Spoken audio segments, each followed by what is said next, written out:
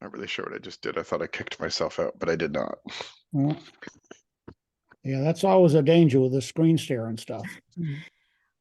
Um, okay, so I'm recording this. It is January 10th.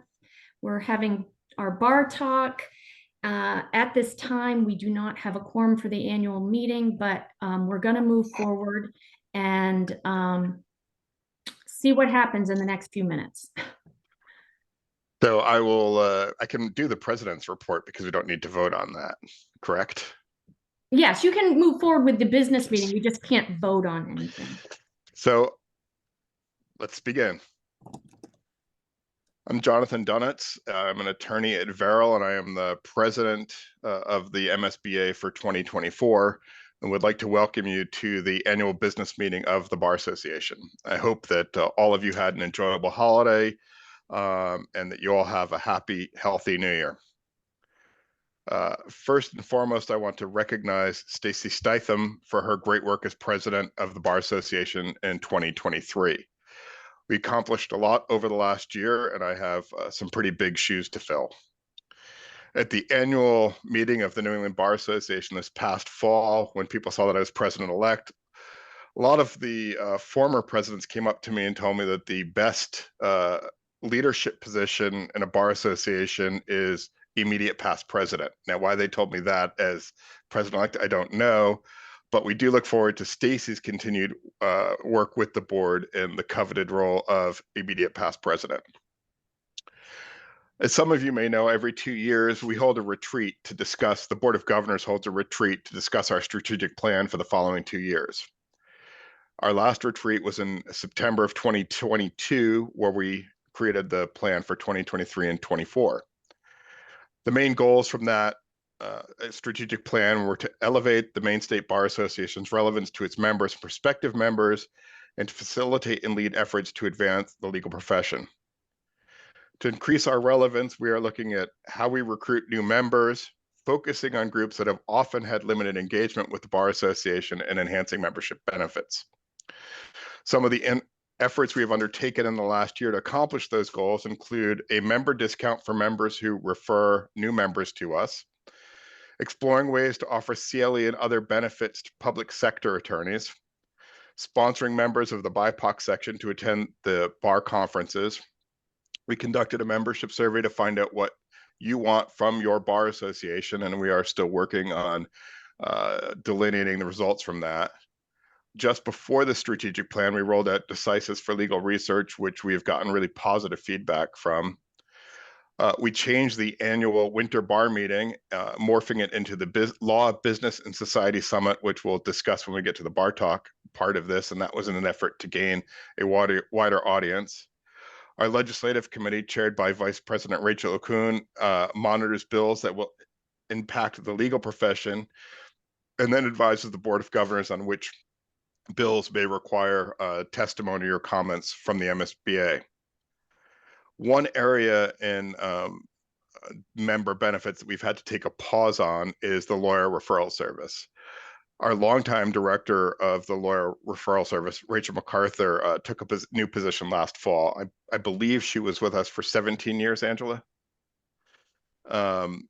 And so we lost a fair amount of institutional knowledge there, and we're diligently working to find Rachel's replacement. But as you might imagine, it's a unique position that requires multiple skill sets. You have to have basic knowledge of legal concepts so that you can make sure you understand what the person calling is looking for, and then know what the attorney's practice areas are so you can connect them with the right person.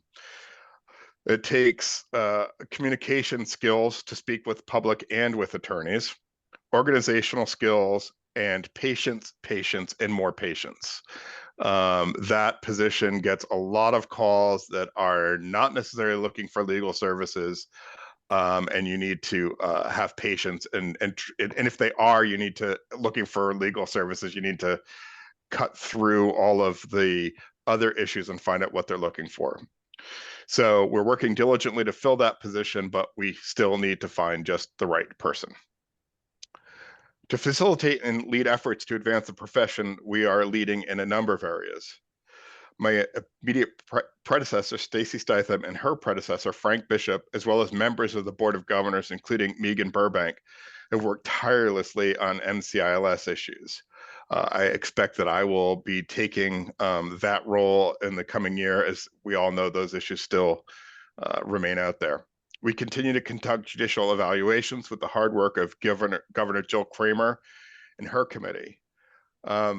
I wasn't aware that we did that really before I got on the Board of Governors in 2015, and I will say that that is one of the most solemn tasks that we undertake. And we take it very seriously.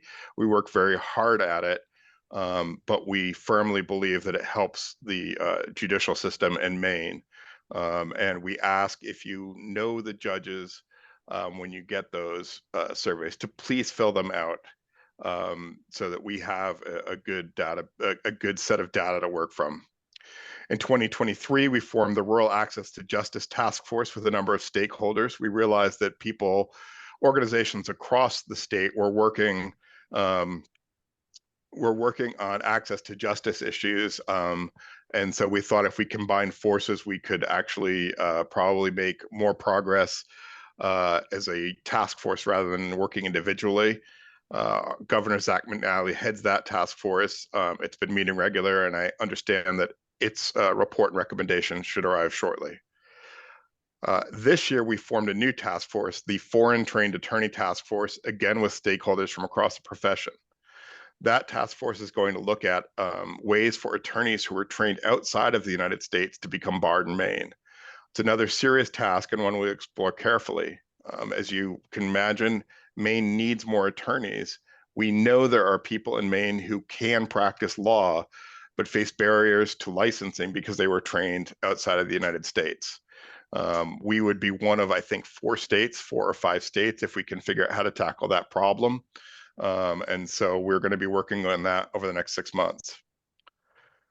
The last task force I want to discuss is the Maine Attorney Wellbeing Task Force that we formed in 2023.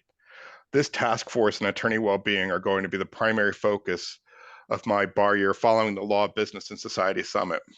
As many of you know, the statistics for attorneys with mental health, substance misuse disorder, and other wellness issues are staggering. As you will learn over the next year, I'm one of them, having been diagnosed with depression in 1996, and am focused on destigmatizing mental health issues so that attorneys feel that they can get the help that they need to be well and do well for their clients.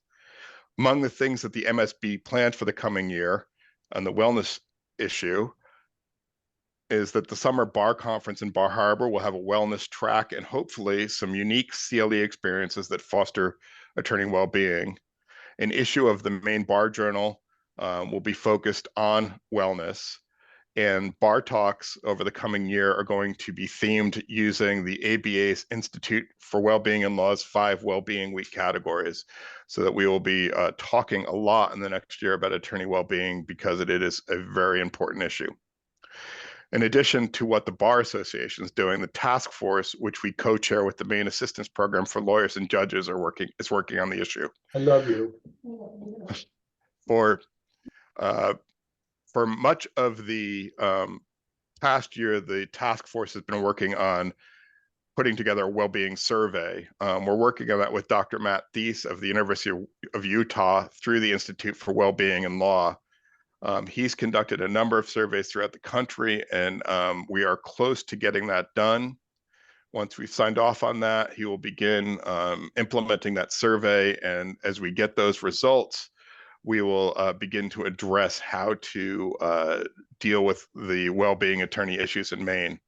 The good news is we don't have to start from the ground floor, as New York, Massachusetts, other states, and the ABA have some great resources.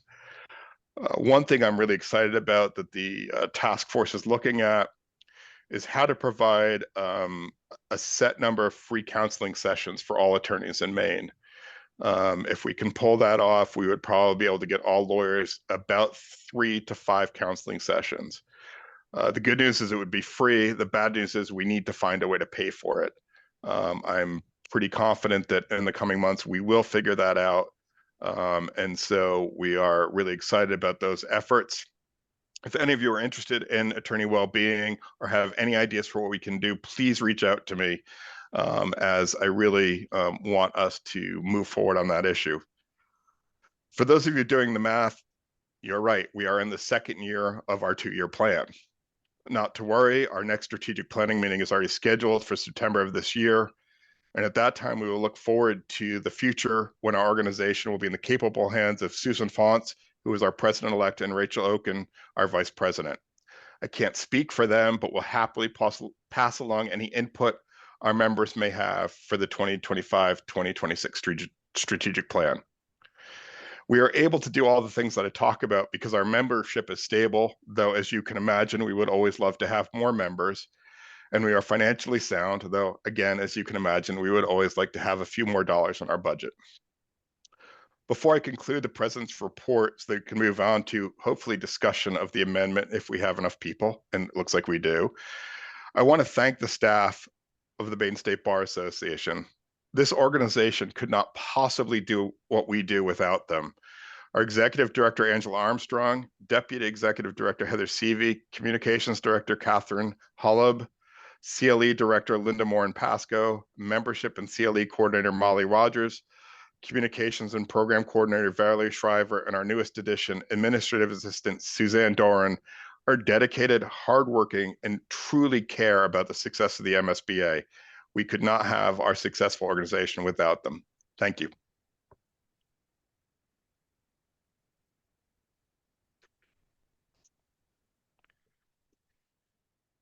You're on mute, Angela.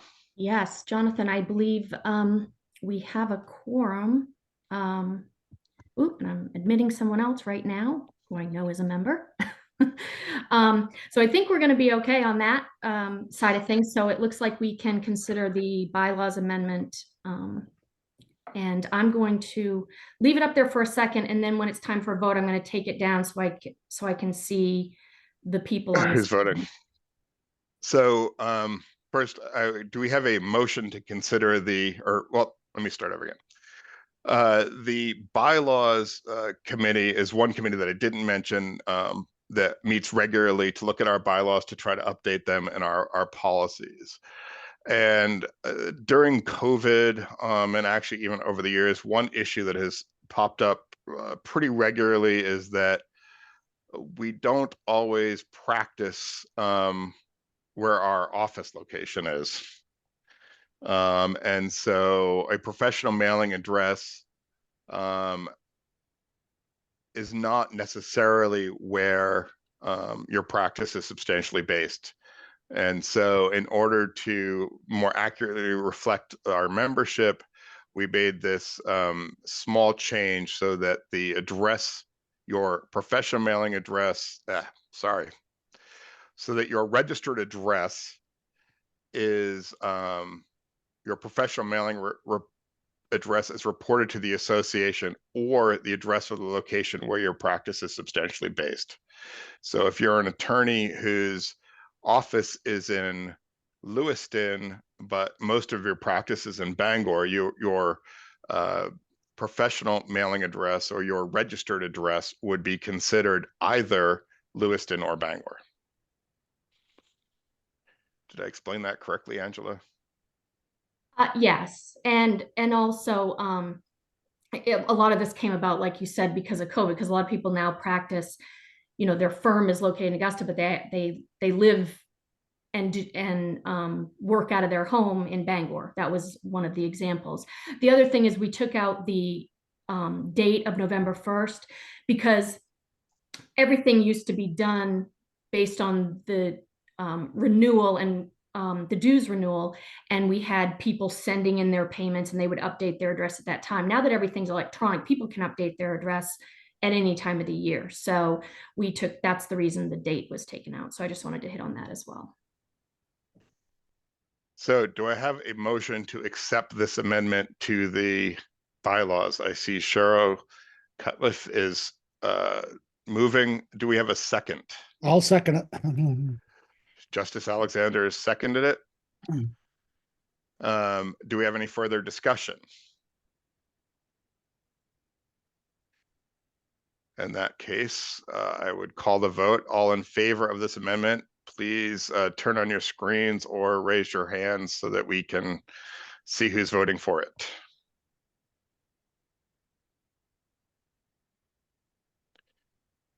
Just give me a moment. I'm sorry, it just takes a little bit extra time right now. And please only vote if you're a member of the Bar Association, because it will confuse us if you're not. Yes. Okay. I think we're good. I didn't see Rebecca was here. I would have let her explain it because she could have done it much more concisely than me. Any opposed? If you've put your hand up, Tani and Sonia, are you opposing it, or is your hand still up from voting for it? It's not. Still It's up, gotta be sorry. now. Sorry. No, there. It's all Sorry. right. So it looks like there's no one in opposition. I don't see any opposition. Any abstentions? Then it looks like we have passed the bylaw amendment. Thank you very much. So next on the agenda, where did the agenda go? Any other business? Any other business? Old business, new business? Motion to adjourn?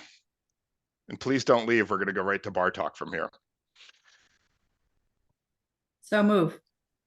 I've been told you don't need a second for a motion to adjourn. So all in favor?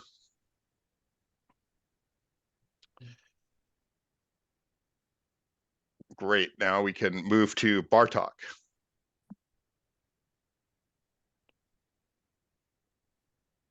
And I thought I saw Quincy here. I believe Quincy is I am on. here. Here I'm she having, is. I'm having every technological challenge in the world. So I think my camera's not working, but you can hear me. So Yes. This is actually, I think, the third Zoom that I've done today where somebody's having issues. So I think it's a bug in the system. So thank you for attending that meeting, and welcome to the first bar talk. And the first bar talk, I just want to talk about the upcoming Maine Law, Business, and Society Summit that is going to be happening on January 24th through 26th, and give you a little bit of background about what we're doing and why we're doing it. And so we're changing what's traditionally been our January winter bar meeting, and have teamed with Quincy's organization.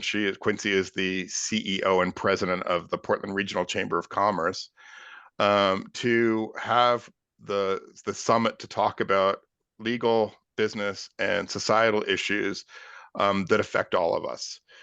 As we were looking at the winter bar meeting and attendance at the winter bar meeting and benefits that we provide our members, we were talking about either not having the winter bar meeting or doing it virtually, or trying to continue to have it in its prior iteration.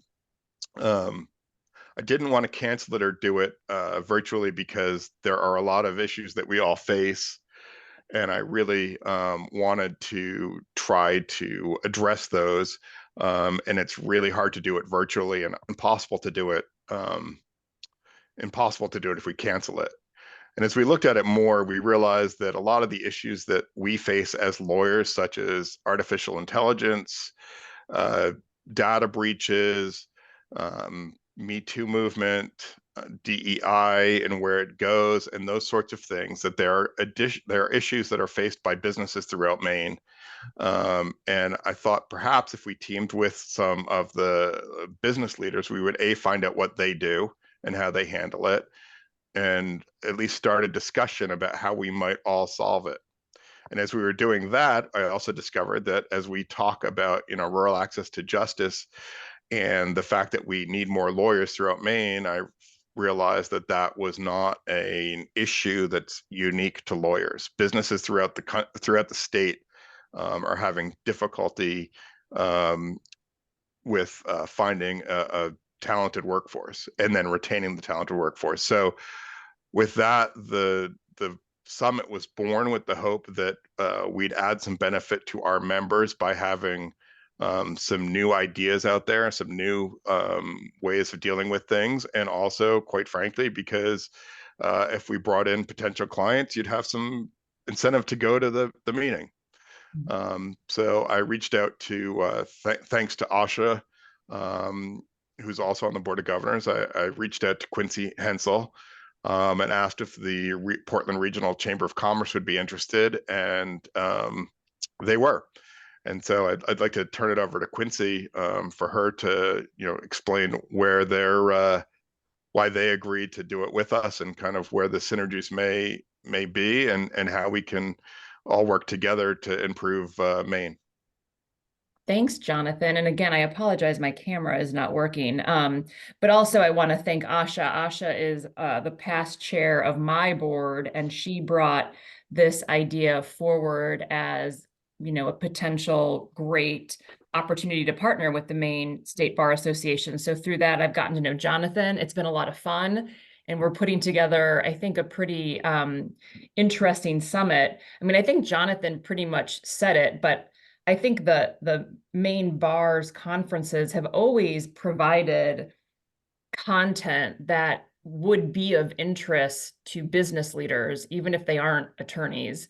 And so we started talking about this, and I think we've really put together a fairly interesting summit that's going to be of interest to everybody, and really covers just a lot of the challenges we're facing, a lot of our biggest concerns. We've got some great panels on DEI, on recruitment.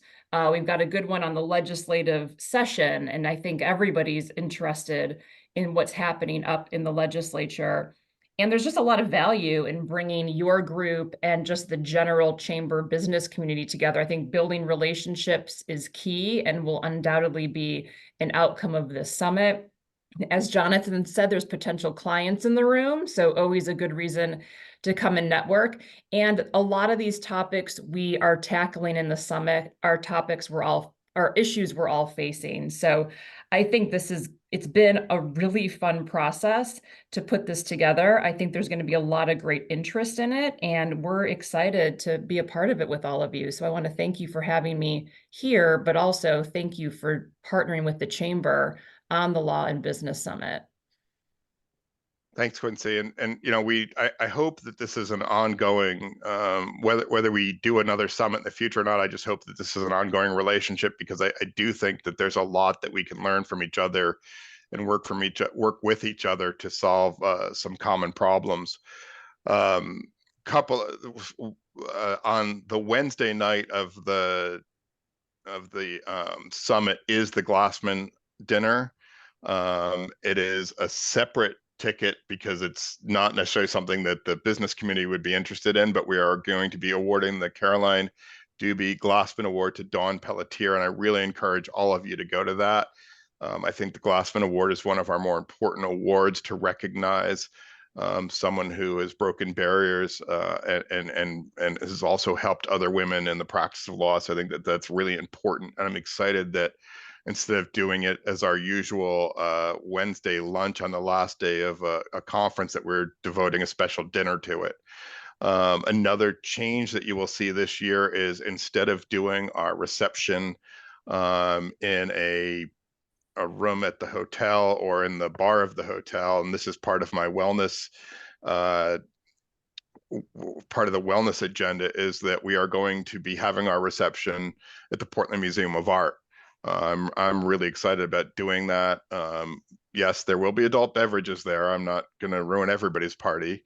But I just felt that trying to separate the bar from the bar would be a good send a good message, and also make people who do have substance misuse issues would make them feel more comfortable being in a different setting. And so that's why we're going to be doing it at the Portland Museum of Art. So I think there's a lot for everybody. It has been fun. It's been a lot of work. But I do think that it is going to be a really special conference, and that everyone who attends will get a lot out of it. Angela, back to you. I guess at this point, does anyone have any questions about the summit at all? I know we've been blasting a lot out, so we've been filling your inboxes, and we're trying to hit everybody up in every way we possibly can think of, to make sure you all are aware of it, because we all get our information different ways. Registration is available online, and you'll note that it's at a really good price this year. We tried to keep the pricing low. It's only $250 for the whole event. If you attend the Glassman dinner, that's an additional charge of $75. But the whole event, you can get, Molly, correct me if I'm wrong, up to 8 credit hours. We've had some back and forth on actually how many credit hours were available and what was approved by the overseers, but there's a potential of 8 credit hours that you can get for $250. So it's a pretty good deal. And you get to see people and be out and about in Portland. I've got some chat. I just put the link to the summit in the chat so that you can see it. And I had some lengthy discussions with Angela and Heather about the $250 fee. It's usually about $400, I think, upper threes to $400, and I really wanted to make this an affordable conference so more people could attend. And so it is $250. You do get, I think it's 8 credits. There is the coveted ethics credit. There is the coveted H&D credit. I think there's actually multiple opportunities for the ethics and H&D credit. So really good reason to go there. There's also even HCR. Right, there's HCL, also, I can't remember the code, but it's basically some HR credits for people who maintain that certification as well. Right. Yesterday, we got the HR certification yesterday. Heather is probably very psyched about that because I won't be emailing her every day asking if we've heard from the HR people. So there's a little bit something for everybody, and I really hope that I see a lot of you there. And I hope to see a lot of you over the next year. I am looking forward to the coming year, and hopefully we can do a lot together. Seeing no other questions. Quincy, do you have anything you want to add before I close things down? No, just thank you to Jonathan. Thanks to all of you. And I look forward to seeing you the end of the month. Thanks, Quincy. As always, if anybody has any questions or thoughts or ideas for the Bar Association, please don't hesitate to reach out to me. It's an honor to serve as your executive director, and I appreciate that opportunity. And also reach out to me if I'm hoping to talk to a lot of people about what we can do for you in the next year. Thank you. Thanks, everybody. Happy New Year. Thanks all. Thanks, Jonathan.